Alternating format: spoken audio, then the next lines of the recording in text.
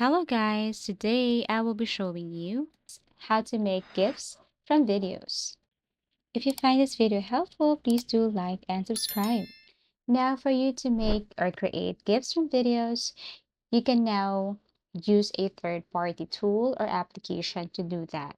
So you can go to any web browser and then look for Convert Video to GIF. There are tons of tools here or application, but I will introduce to you this easy GIF. We will be using this tool. All you have to do is to upload the video, because aside from converting to GIF, there are also other tools that they can do for you. So to start, you need to upload the video here. This is the video. So I need to upload first the video. Click upload. Wait for a couple of seconds. And then once done, you should see that video right here. And below, you see these options, okay, tools. You have to click this and then tap on convert to GIF. Now scroll down here and click this one.